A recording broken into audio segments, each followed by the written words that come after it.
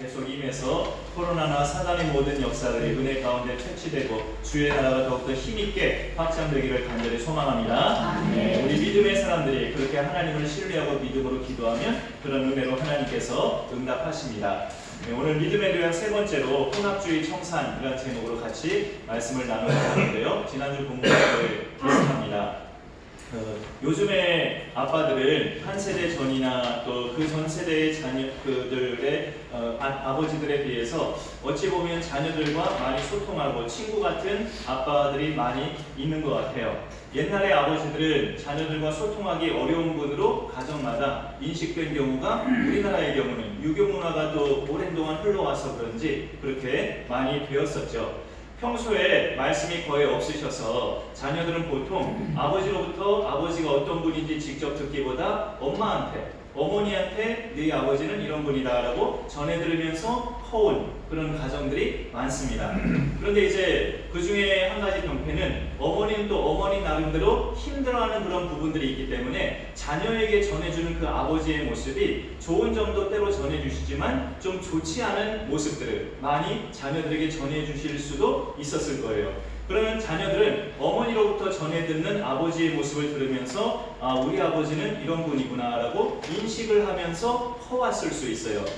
어머니를 힘들게 하고 어머니를 속썩이고 그거를 어머니는 다 참고 살아왔고 대한민국의 많은 가정들의 자녀들은 우리 아버지는 그런 분 이렇게 인식하면서 자라왔던 시절이 있습니다.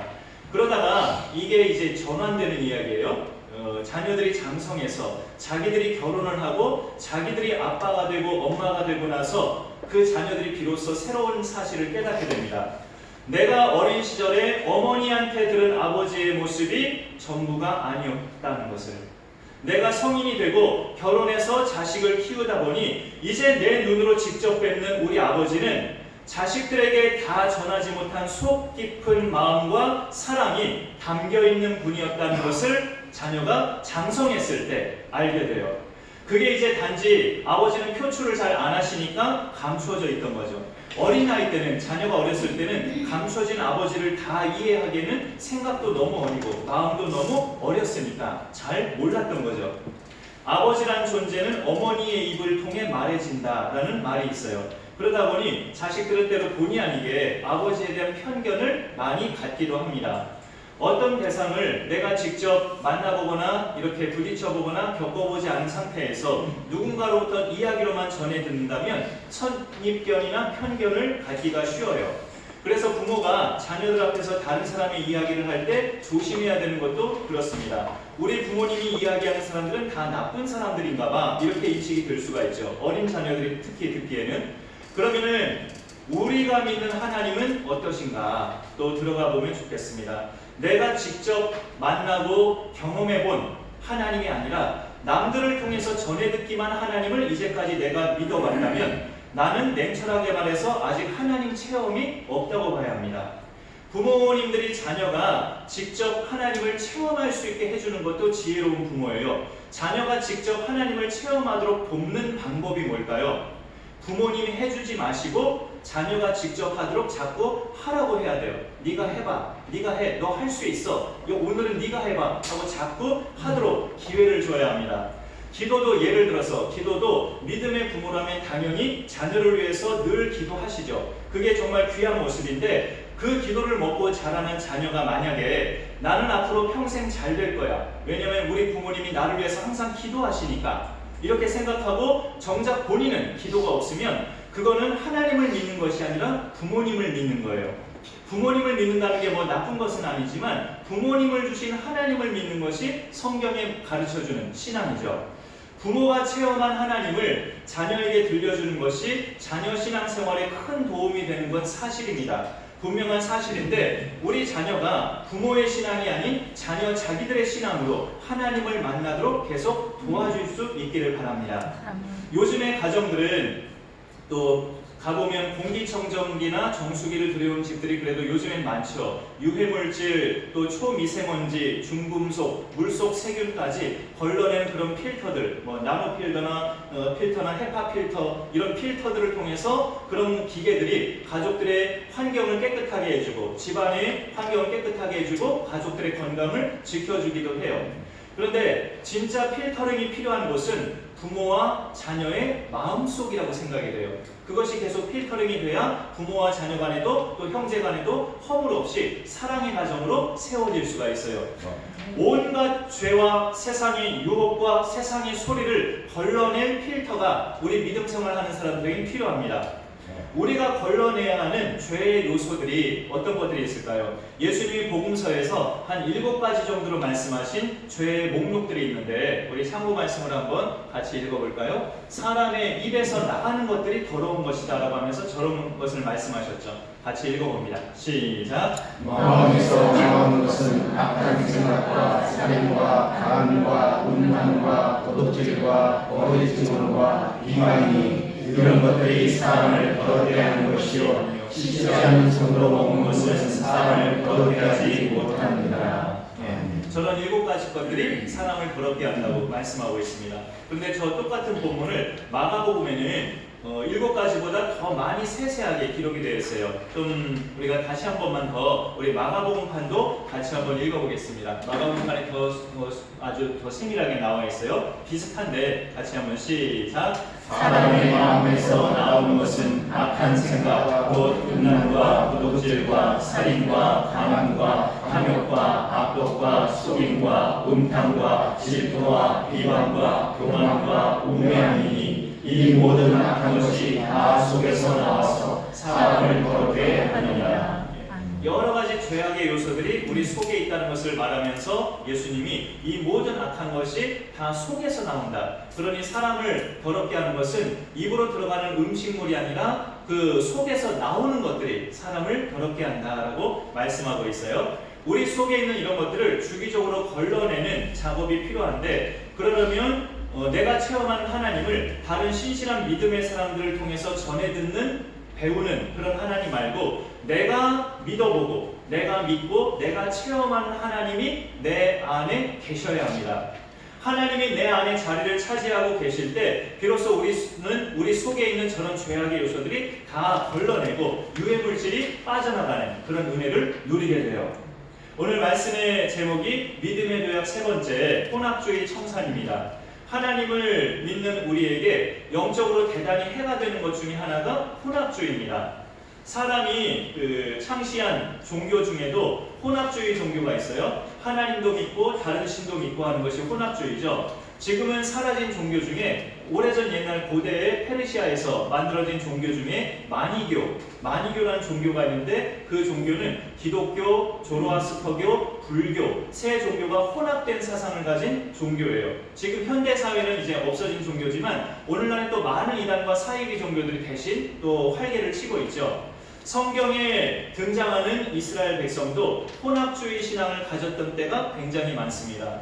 우리가 잘 아는 엘리야 선지자가 아합 왕 때의 엘리야가 이스라엘 백성을 보면서 아주 탄식하면서 그들에게 외치잖아요. 너희가 어느 때까지 둘 사이에서 머뭇머뭇하려느냐. 여호와가 너희의 하나님이시면 그를 따르고 바알이 만일 너희 하나님이면 그를 따르라. 열왕기상의 갈멜산상에서 대결을 앞두고 이스라엘 백성을 앞에서 외쳤던 엘리야 선지자의 그 말씀을 우리가 기억할 수 있습니다.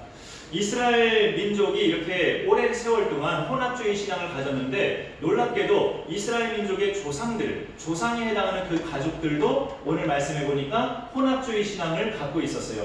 이스라엘 민족의 조상이 누구냐?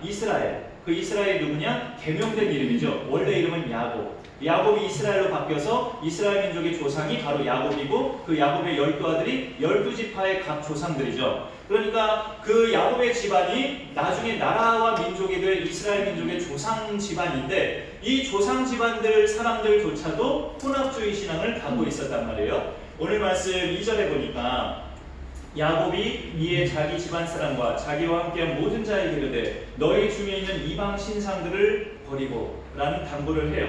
자신을 정결하게 하고 너희들의 의복을 바꾸어 입어라. 이방 신상들을 버리고 하나님께로 우리가 올라가야 된다라고 가장으로서 말을 하는 것을 보게 됩니다. 이방 신상들, 신으로 숭배하기 위해서 만든 그런 우상들이죠. 이런 우상들이 야곱 집안에 있었다는 거예요.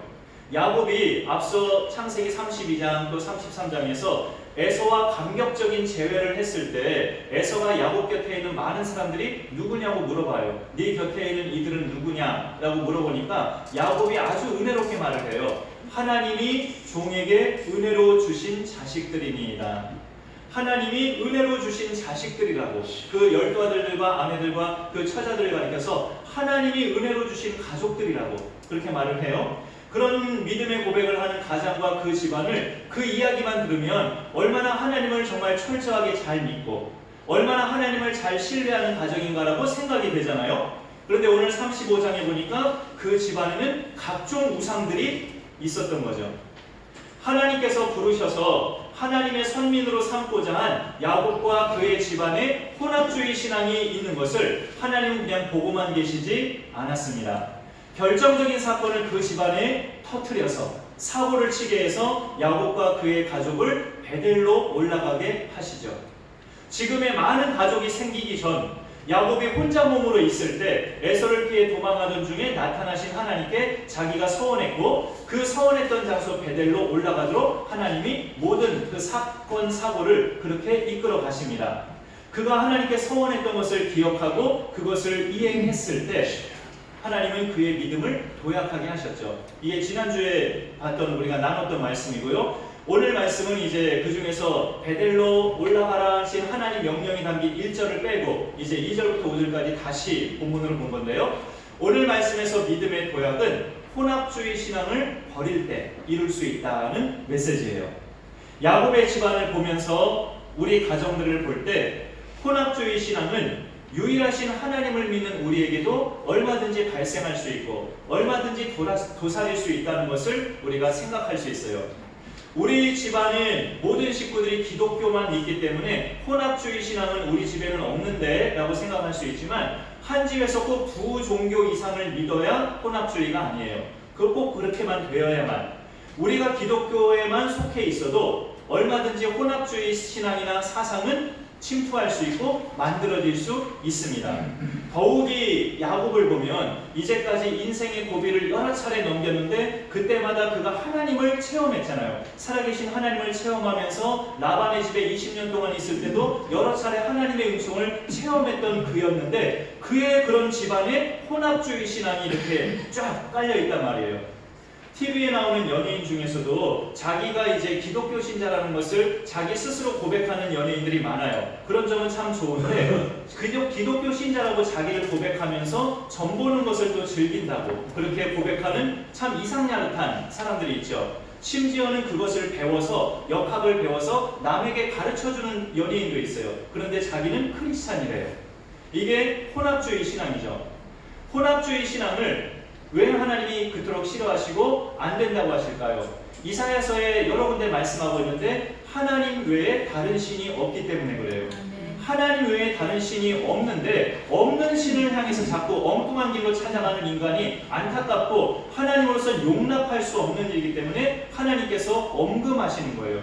왜 우리는 그렇게 하면 절대 안 되느냐? 10계명의 1계명과 2계명이 하나님께서 분명하게 말씀하시고 명령하셨기 때문이죠. 너는 나 외에는 다른 신들을 내 앞에 두지 말라. 너를 위하여 새긴 우상을 만들지 말고 그것들에게 절하지 말고 그것들을 섬기지 말라. 1계명과 2계명이 다 온전히 하나님만이 참 신인 것을 하나님의 선민에게 분명하게 가르쳐 주셨습니다.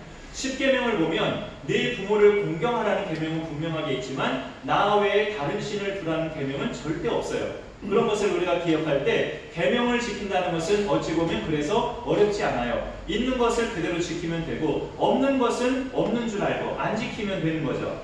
그런 부분을 우리가 말씀을 통해 볼 때 성경은 전반적으로 하나님 외에 다른 신이 없다는 것을 하나님이 친히 말씀하셨기 때문에 하나님이 하나님 아닌 다른 것을 신으로 섬기는 것을 용납하지 않으시는 거예요.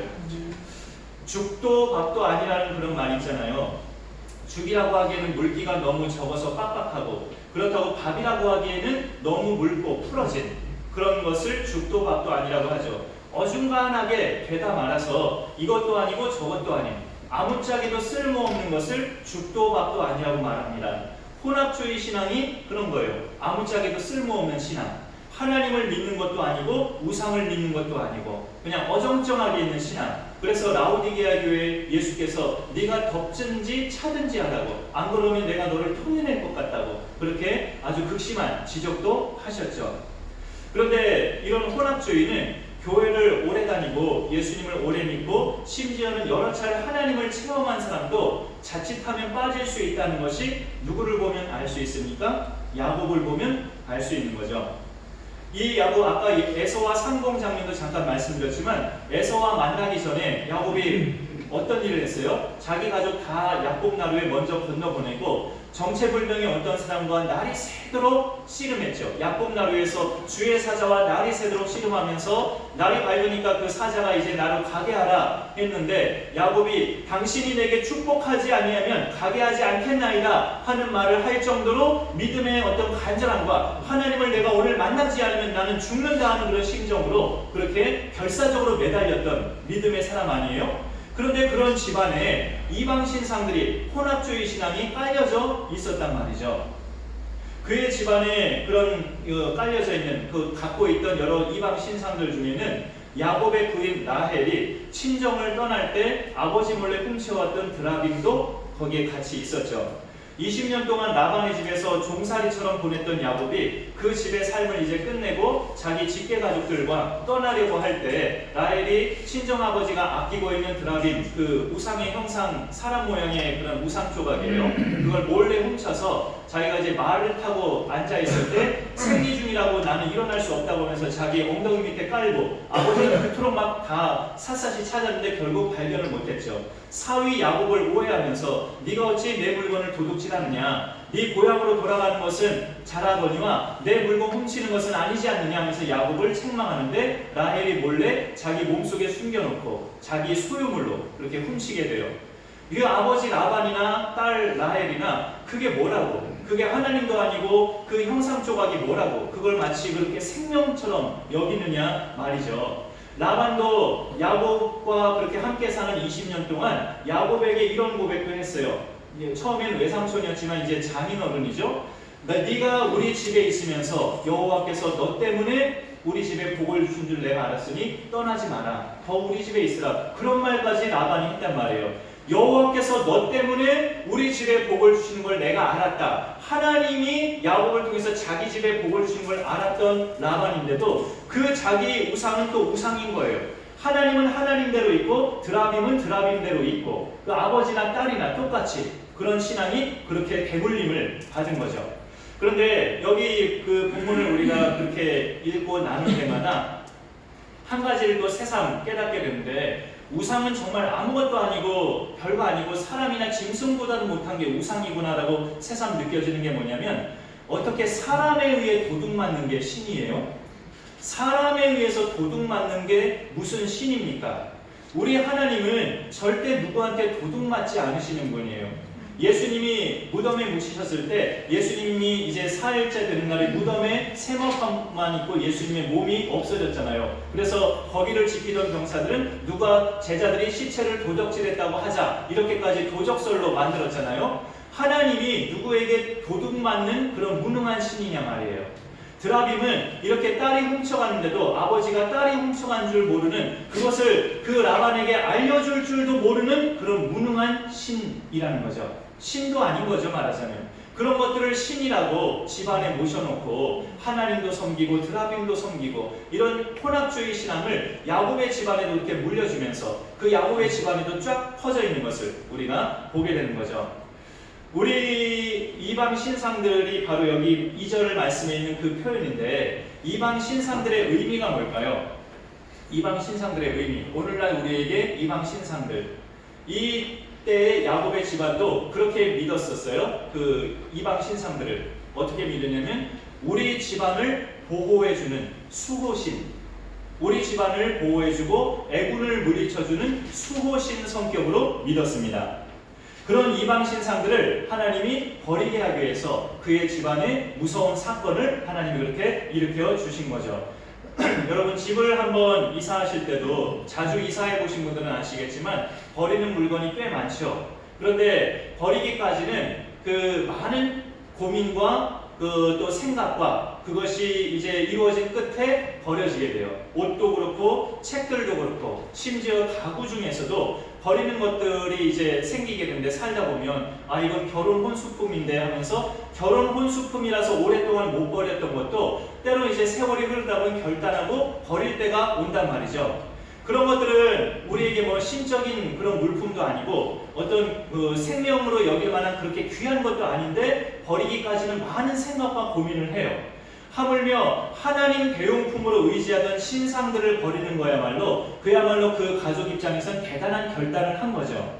그런데 그것은 뒤집어 말하면 그 집안이 더 이상 갈 데가 없었기 때문에 그걸 버린 겁니다. 그동안 그 집에 여인들이 그렇게 매달고 있던 귀고리들, 그냥 귀고리들도 사람들은 귀하게 여기는데 이 귀고리는 우리 집안을 지켜주는 수호신이야 그렇게 어떤 미신적으로 믿었던 그런 귀고리들을 다 가장 야곱에게 던져주며 그걸 다 땅 속에 묻었다는 것은 대단한 결단을 한 것이죠. 그만큼. 그런데 그건 뒤집어 보면 그만큼 그 집안이 완전히 지금 나락으로 떨어졌다는 거예요. 하나님께로 갈 길밖에는 지금 없기 때문에 그것을 버리게 된 것이고 하나님이 그렇게 하게 하셨습니다. 그러면서 야곱이 이제 하나님이 나를 그 베델로 불러오시는구나 깨닫고 가족들에게 모든 이방 신상을 걷어서 땅에 묻은 다음에 가족들을 데리고 베델로 올라갔죠. 우리에게 그런 이방 신상들이 있을까요? 우리 성도님들 가정에는 드라빔같이 실제로 만들어진 그런 이방 신상들은 아마 없는 줄 압니다. 하나님을 다 믿으시니까. 우리처럼 기독교인이 아닌 다른 종교인들이나 일반인들 중에는 오늘 말씀 야곱 집안처럼 이방 신상들을 구입해서 집안에 들여놓고 있는 가정들도 많죠. 또 용하다는 무당이 준 부적을 현관 위에나 여러 군데에 붙여놓은 그런 집안도 있죠. 우리가 하나님에 대한 신앙이 분명하고 예수 그리스도가 구원자이심을 믿는 신앙이 분명하면 적어도 우리는 집들에 그런 우상들은 들여놓지 않아요. 그러나 앞서 말씀드린 것처럼 이방 신상이라는 이 오늘 말씀의 그 의미는 우리 집안을 지켜준다고 믿는 그 어떤 든든한 것, 우리 집은 이것이 지켜주고 있어 라고 생각하는 그 어떤 든든한 것을 총칭해서 이방 신상들이라고 말씀하고 있는 거예요. 그러면 우리한테는 그게 없느냐라는 거죠. 우리한테는 하나님을 믿지만 그래도 우리 집안을 지켜주는 것은 이거야 라고 내가 생각하는 것. 집안을 지켜준다는 의미는 한 두 가지 정도로 생각할 수 있어요. 우리 모든 가족들의 먹고 사는 길을 열어주는 그 어떤 것, 그리고 우리 집안에 우환이 없도록, 애군이 없도록 우리 가족의 건강과 생명을 지켜주는 그 어떤 것, 이 두 가지가 우리 집안을 지켜주는 어떤 든든한 것이죠. 각종 보험이나 노후 대책을 든든히 마련해놨다면 그것도 굉장한 든든함이에요, 사실은. 그러나 그것은 사실 비성경적인 것은 아니에요. 살면서 열심히 일했다는 증거고 돈을 그동안 허튼 데 쓰지 않고 규모 있게 잘 썼다는 증거죠. 그렇게 든든함을 마련해놨다는 증거 자체가. 그러나 그 사람에게 하나님이 든든함이 되지 못하고 다른 것들이 든든함이 된다면 그게 그 사람에게 이방신상들이 됩니다. 하나님을 믿는다고 하지만 그건 그거고 이건 이거대로 있어야 든든하지 않느냐, 다 그렇게 살잖아 라고 생각하는 것도 엄밀하게 혼합주의 신앙에 빠져 있는 거예요. 이쯤에서 우리가 예수님이 하신 말씀을 같이 한번 읽어보면 좋겠습니다. 하나 더 추가 말씀으로 예수님 말씀을 같이 한번 읽어보면 좋겠습니다. 시작. 한 사람이 두 죄를 섬기지 못할 것이니 곧 이를 미워하고 저를 사랑하거나 곧 이를 중히 여기고 저를 경히 여기리라. 너희가 하나님과 죄를 겸하여 섬기지 못하느니라. 예수님의 저 말씀도 말하자면 혼합주의를 경계할 것을 알려주는 말씀이죠. 물론 그렇다고 해서 물질적인 것을 무시하라는 뜻은 아닙니다. 성경에도 분명히 우리에게 일용할 양식을 구하라고도 기도를 가르쳐 주셨으니까 우리 가정마다 경제력도 어느 정도 있어야 되고 우리 건강을 유지시켜주는 것들도 있어야죠. 건강해야 주의 일도 할 수 있으니까. 그러나 그 모든 것은 종종 말씀드렸지만 하나님으로부터 온다는 믿음이 우리에게 근본적으로 있어야 합니다. 이 믿음이 있어야 하나님과 재물 사이에서 갈등하지 않아요. 살다 보면 어떤 때 내가 아깝게 생각하는 것을 포기해야 되는 순간이 올 때가 있어요. 그러면은 그 순간에 그 믿음이 필요해요. 언젠가 또 하나님이 다시 주실 건데 하는 이 믿음. 이거는 지금 없어지면 나에게 정말 결사적으로 나에게 당장에 필요치 않으니까 하나님이 내려놓게 하시는 거지. 나에게 또 살다가 필요한 때 되면 지금 내가 내려놨듯이 하나님이 또 다시 주시는 거지. 이렇게 순환되는 거지. 이런 믿음을 가지고 있으면 하나님에 대한 믿음이 있는 거죠. 모든 것은 하나님께로부터 온다는 믿음이 있을 때 하나님과 물질 사이에서 우리가 갈등하지 않게 됩니다. 야곱을 굉장한 재산가로 만드신 분이 누구셔요? 하나님이잖아요. 그 라반이 야곱이 라반의 집을 떠나기 전에 계속 붙잡아두니까 그러면 내가 그 장인어른의 양 떼는 이렇게 다 그 대다수의 양떼로 치고 그렇게 결정을 하고 내 양떼는 얼룩 있는 것과 점 있는 것만 내 양떼로 하겠습니다라고 했을 때도 하나님이 의도적으로 야곱에게 그런 무늬가 있는 양들을 더 많게 하셔서 야곱을 거부가 되게 하셨죠. 그런 점에 있어서 그를 재산가로 만드신 분이 하나님이셔요. 자기 노력도 있지만 마찬가지로 우리 집안의 어떤 든든한 것들도 하나님이 이루어 주십니다. 그러니 우리는 그것을 잊게도 하시고 없게도 하시는 하나님만을 든든함으로 삼는 것이 믿음이어야 하죠.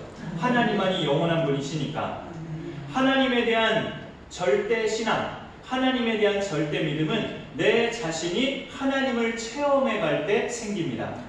이제까지 누가 경험한 하나님을 전해 듣는 것으로 믿는 게 아니라 내가 직접 하나님을 체험하면서 믿어지고 그 믿음으로 이렇게 살아가면서 그 믿음으로 말미암아 이제까지 알고 있었던 말씀들이 더 확실하게 믿어지면 그 말씀이 믿어지면서 나에게 그동안에 있던 모든 이방 신상들이 버려지는 은혜가 있게 돼요. 내가 하나님을 처음 만나서 그분을 체험했을 때 다짐하고 내 입으로 서원했던 그것을 이행할 수 있는 힘은 하나님 대용품으로 갖고 있던 이방 신상들을 버릴 때 실행할 수 있습니다. 야곱의 가족이 그동안 든든하게 여기면서 버리지 못한 이방 신상들을 버리는 결단을 했을 때 야곱은 온 가족을 데리고 베델로 올라갔고 그의 믿음은 도약을 이루었죠.